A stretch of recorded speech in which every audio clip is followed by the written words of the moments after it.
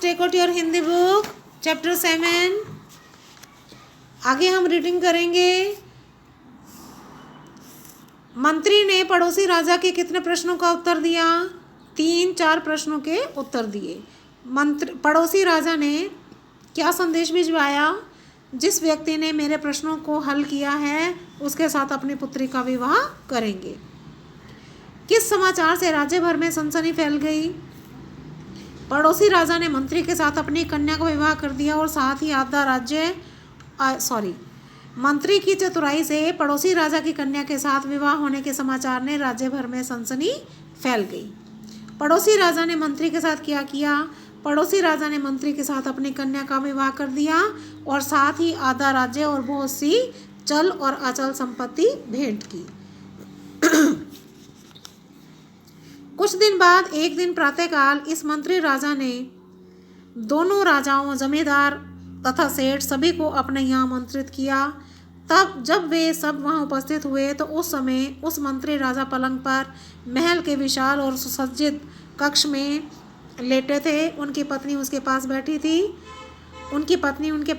थी। इसके अतिरिक्त अन्य कई नौकर भी उनकी सेवा में जुटे थे। चारों व्यक्ति भी उसके आसपास बैठे थे।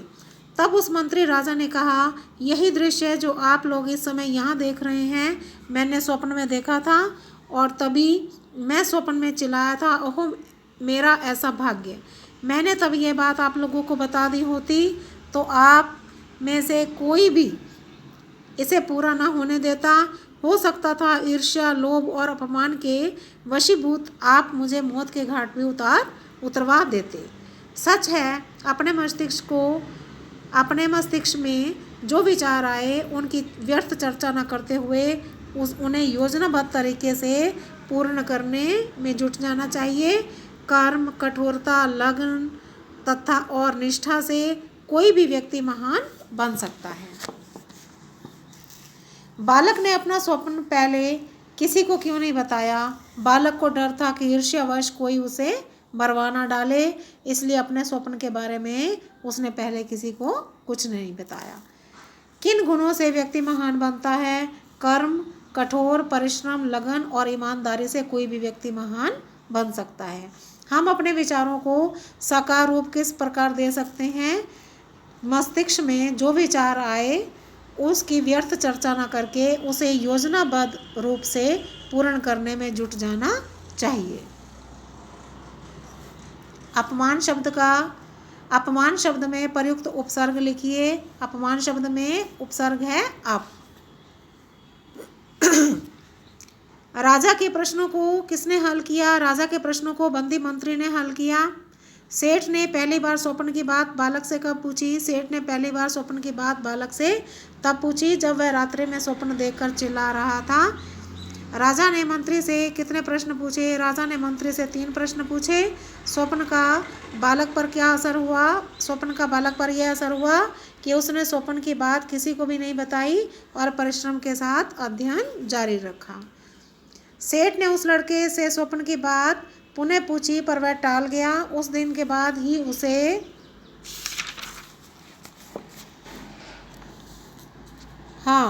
बालक छिप गया, बालक भाग गया, बालक छिपकर पढ़ने लगा, बालक नौकरी छोड़कर चला गया। तो क्या आंसर आएगा बेटा इसमें? बालक छिपकर पढ़ने लगा। जमींदार ने बालक को बुलाकर कहा, नौकरी छोड़ दो, काम करने दो, बाजार जाने दो, स्वप्न की बात बताने को। तो क्या आएगा बेटा? स्वप्न की बात बताने को। रिक्त स्थानों की पूर्ति कीजिए। अकस्मात एक दिन वही जमींदार राजा के यहाँ आया। उसने अपना अध्ययन चालू रखा और वह किसी प्रकार अपनी सूझबूझ से राजा के यहाँ नौकर हो गया। लड़के का स्वभाव कैसा था? लड़के का स्वभाव दृढ़ निश्चय, लगन और निष्ठा से भरा था। जमींदार ने बालक से क्या कहा? जमींदार ने बालक से कहा कि लड़के, या तो तू स्वप्न की बात बता दे अन्यथा आज से ही तुझे नौकरी से निकाल दूंगा। पड़ोसी राजा ने 2 घोड़ियों को क्यों भेजा? पड़ोसी राजा ने 2 घोड़ियों को राजा तथा मंत्रियों के चतुराई की परीक्षा लेने के लिए भेजा।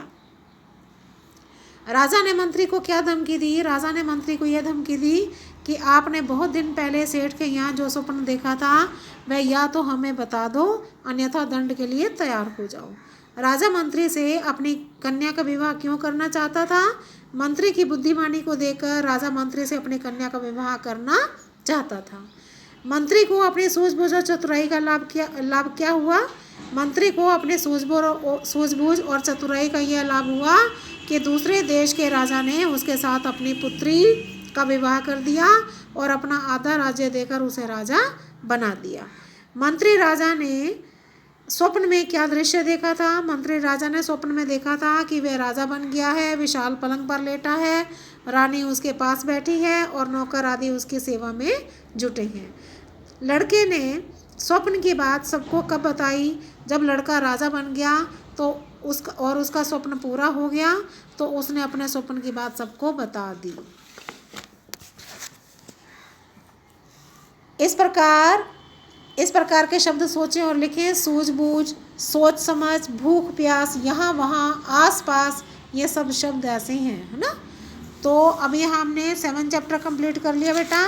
आप इसके क्वेश्चन आंसर्स नोटबुक में लिखेंगे और चैप्टर को अच्छे से रीडिंग करेंगे और लर्न करेंगे। ओके।